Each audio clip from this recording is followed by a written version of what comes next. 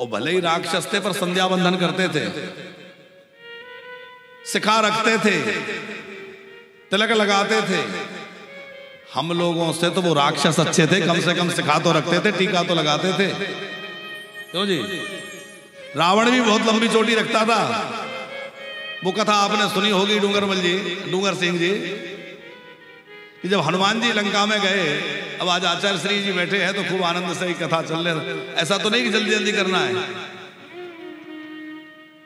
तो हनुमान जी जब गए तो सब जगह जानकी जी को ढूंढ रहे थे, कहाँ है, तो सोचा कि शायद रावण के महल में हो। रावण के महल में गए तो वहां मंदोदरी को सोते हुए देखा।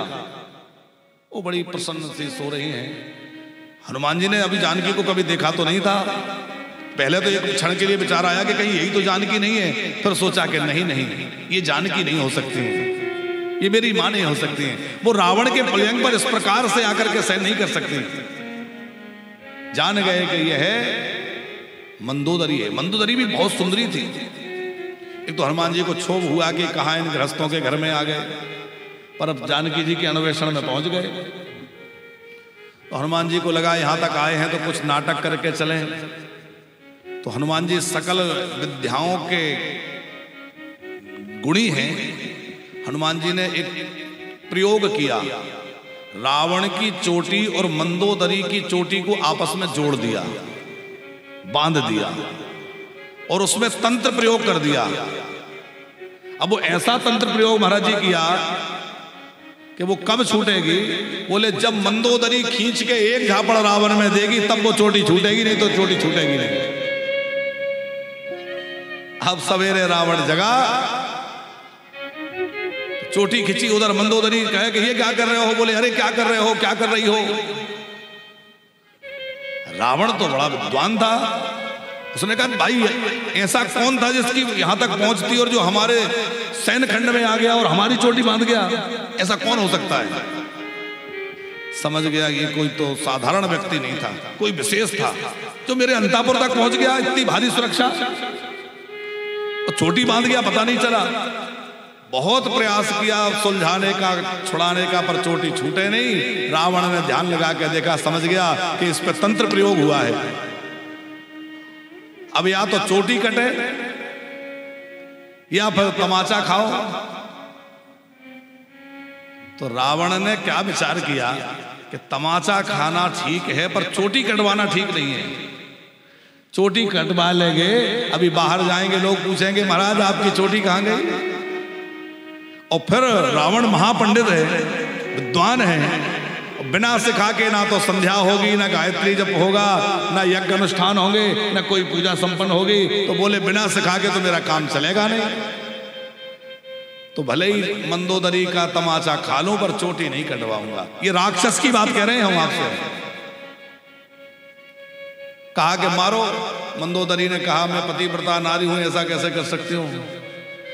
बोले पतिव्रता नारी के लिए एक धर्म है कि वो पति की आज्ञा का पालन करे, और मेरी आज्ञा है कि मारो।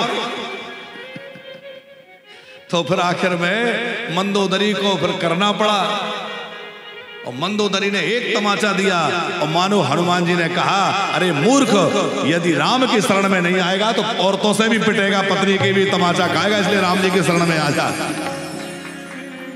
तो ये कथा सुनाने का प्रयोजन ये है कि रावण भी बड़ी सुंदर चोटी रखता था पंकज जी, और आज हमारे सनातनी तिलक लगाने में शर्माती है, चोटी रखने में शर्माती है। हिंदू राष्ट्र बनाएंगे, सेल्फी खिंचाए बनाएंगे और डाल देंगे, और तो हिंदू राष्ट्र जो बने सो बने, ना बने ना बने, हमारी सेल्फी आ जाए है? अरे हमारा क्या योगदान है भाई, ये भी तो विचार करें। हमारा योगदान ये होना चाहिए कि कम से कम ऐसे तो दिखें कि 100 लोग खड़े और हम खड़े तो हम हिंदू जैसे दिखें तो सही कि हम हिंदू हैं। कैसे पता चले कि हिंदू है? माथे पे टीका नहीं, सिखा नहीं, कपड़ा ऐसा कुछ नहीं, कैसे पता चले ये हिंदू है कि क्रिश्चियन है कि क्या है? 100 लोग खड़े हो, एक मुस्लिम खड़ा हो, कोई भी कह देगा ये मुस्लिम है। 100 लोग खड़े हो, 100 नहीं 1000 खड़े हो, एक सरदार जी खड़े हों, कोई भी कह देगा ये सरदार है, सरदार जी हैं। और 50 लोगों में हम खड़े हों तो कौन कहेगा ये हिंदू है? कैसे पता चलेगा?